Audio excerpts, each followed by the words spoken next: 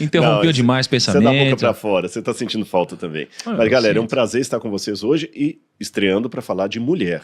Exatamente, porque toda vez que a gente fala sobre algum personagem bíblico, a gente já falou sobre vários, né? José do Egito, Moisés, Noé, Abraão, Jesus, quem mais? A gente falou de alguns outros aqui. Vários. Né? E o pessoal sempre fala sobre uma mulher, alguma líder bíblica, alguma figura inspiradora.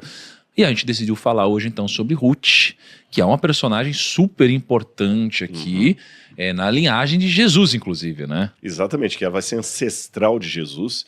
E até as origens dela já são tumultuadas do ponto de vista sociológico, porque ela era de Moabe, e Moabe era um dos implacáveis inimigos de Israel. Até a origem dos moabitas é uma origem meio doida. Mas vamos falar sobre isso quando entrarmos na história. Até antes de a gente começar a história, eu tenho também alguns recados antes, mas por exemplo, a história de Ruth, você acha que ela pode nos passar aprendizados sobre negócios, vida, relacionamentos, família? Você acha que ela pode nos ensinar sobre essas áreas também? 100%. 100%. Negócio, família, vida, história, espiritualidade. Ela é um bolo cheio de camadas. A gente vai aprofundando no texto ali e vai tirando as lições que ainda são atemporais, eu até diria. Muito bom. Então, a gente vai começar daqui a pouquinho, mas antes aqui um recado para você que está aí nos assistindo ou nos ouvindo, tá? O recado é sobre a pós-graduação com o Rodrigo Silva. Isso é inédito aqui, tá? Em julho, o Grupo Primo e a Unasp vão lançar uma pós-graduação em Interpretação Bíblica e Arqueologia das Escrituras, que vai ser liderada pelo Rodrigo Silva. Você vai ter a chance de aprender em profundidade sobre todos os principais livros da Bíblia e interpretar os trechos mais importantes. E você também vai ter aulas de arqueologia bíblica, onde você vai conhecer os lugares no Oriente Médio por onde passaram Jesus, os apóstolos e outros autores dos livros bíblicos, tá? E além disso, os alunos dessa pós-graduação também vão ter a chance de visitar o Museu de Arqueologia Bíblica no interior de São Paulo, acompanhados pelo Rodrigo Silva, claro, tá bom? E além disso, você vai fazer parte de um grupo de WhatsApp, numa comunidade de pessoas engajadas em estudar e se aprofundar na Bíblia, tá? E, inclusive, existe uma competição onde as maiores notas podem te levar para Israel com tudo pago junto com o Rodrigo Silva, tá? Eu tenho falado com muitos amigos meus que têm muita grana e tem muitos MBAs aqui no Grupo Primo. E esse daqui, sem sombra de dúvidas, é o MBA que eles mais querem fazer. Eu tenho muitos amigos falando, esse eu quero fazer, esse eu quero fazer. Então, e eu vou fazer, né? Eu sempre falo aqui pro Rodrigo, esse MBA eu vou fazer do começo ao fim. E eu espero que você também aprecie essa oportunidade que vai ser dada aqui pelo Rodrigo, tá bom? Para você se inscrever para essa pós-graduação, você vai ter uma série de aulas que vão ser gratuitas, né? Que vão inaugurar essa pós-graduação. Você pode clicar no link aqui da descrição, colocar seu nome e e-mail para ser avisado quando a primeira aula ao vivo e gratuita for pro ar. Rodrigo, vamos lá. Vamos situar um pouquinho aqui sobre Ruth antes de a gente começar, porque Ruth é um dos menores livros da Bíblia, né? É um dos menores, mas assim, com uma história tão fascinante. E já que você falou de negócios, de oportunidade, Ruth já começa com uma crise. E a palavra crise depende de como você lê. Você pode lê-la como uma oportunidade ou como uma tragédia. Eu conheço uma história antiga, uma parábola, que uma vez um vendedor de sapatos foi mandado para um país onde todo mundo estava descalço. E quando ele chegou nesse país lá, ele ficou muito chateado, e na época era telegrama ainda, ele mandou um telegrama de volta para a empresa, falou assim, eu sabia que eu estava sendo perseguido, vocês me mandaram para um país onde ninguém usa sapatos, é para eu passar fome mesmo, é para me prejudicar, mandem as passagens de volta e junto também eu quero minha demissão, eu vou sair daí. Pouco tempo depois, a empresa mandou para o mesmo lugar um outro vendedor com uma outra perspectiva. E quando ele chegou lá, ele mandou um telegrama também. Por favor, mandem todo o estoque de sapatos que vocês têm, porque aqui ninguém usa e eu não tenho nem concorrência. A hora que eu soltar a moda, eu vou vender e vai faltar ainda estoque. Tudo depende de como você analisa a crise.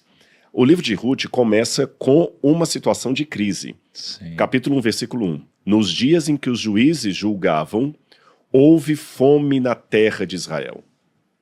Houve fome na terra de Israel. Essa fome a gente consegue ver até na arqueologia. É mesmo? Porque eu tenho dois relatos de Ramsés II e do seu sucessor Meremptah, ou Merneptah.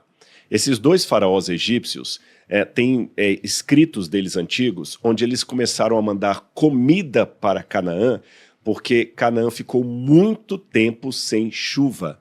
E não tendo chuva, não tem agricultura. Se acaba o grão em casa, você não tem como comprar pão no Walmart. Acabou. Então nós temos relatos desses dois faraós, Ramsés II e Meremptah, ou Merneptah, enviando comida para lá, tamanha era a fome. Esse achado arqueológico, para mim, ilustra esse início do livro de Ruth. Eu estou falando por volta de 1250 a.C., aproximadamente. E diz que foi na época que os juízes julgavam, ou seja, Israel ainda estava com muitos problemas políticos e sociais.